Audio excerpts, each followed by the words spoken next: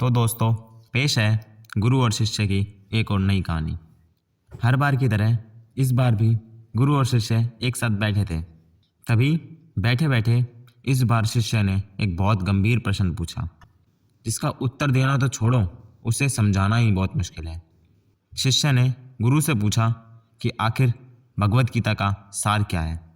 शिष्य के प्रश्न पूछने पर गुरु ने कोई उत्तर नहीं दिया और फिर थोड़ी देर बाद अपनी कुटिया से एक नारियल लेके आया और शिष्य से बोला, लो अब तुम इसे फोड़ो। पहली बार में तो शिष्य बौखलाया कि आखिर ये गुरुजी क्या बता रहे हैं। मैंने इनसे पूछा कि गीता का सार क्या है और ये मुझे नारियल फोड़ने को कह रहे हैं, लेकिन फिर भी उसने नारियल फोड़ दिया। अब जब नारियल फूट गया तो गुरु ने बोला, ये तुमने क्या किया? तुम्हें नारियल तो फोड़ना था, लेकिन इसके अंदर की गिरी नहीं टूटनी चाहिए थी। तुम्हें सिर्फ और सिर्फ खोल को तोड़ना था, अंदर की गिरी को नहीं। इस पर शिष्य बोला, कैसी बात करते हो?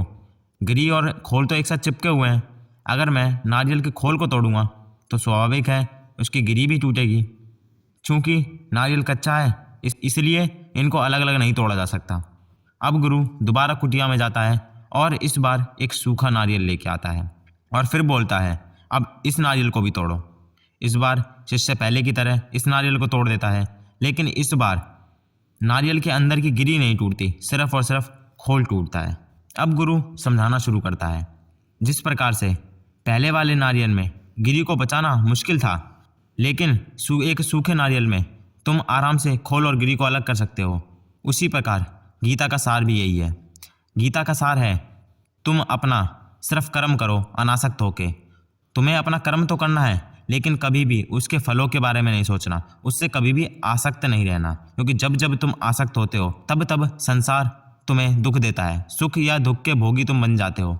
जैसे यदि एक विद्यार्थी केवल पढ़ने के लिए पढ़ता है तो वह कभी भी अपने परिणामों के प्रति आसक्त नहीं होगा, और यदि उसके परिणाम अच्छे आए या बेकार उसको कोई भी फर्क नहीं पड़ेगा। वह उस सूखे नारियल की तरह हो जाएगा जिसका केवल और केवल बाहर का खोल टूटेगा, वह अंदर से नहीं। उसी प्रकार यदि कोई व्यापारी अनासक्त होकर अपना कर्म करता है तो अगर उसके धंधे में घाटा भी होता है या उसको फ़ायदा होता है तो भी उसके अंदर के विचार विचलित नहीं होंगे, वह उस सूखे नारियल की तरह है।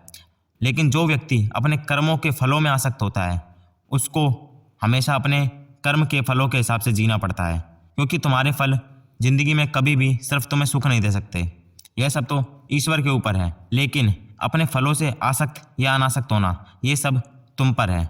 इसलिए ज़िंदगी में हमेशा कर्म कर ला, लेकिन कभी भी उनके फलों में आसक्त मत होना, और यही गीता का सार है। अंततः गुरु से अपने प्रश्न का उत्तर पाकर शिष्य प्रसन्न हुआ और फिर दोनों खुशी खुशी बातें करने लगे।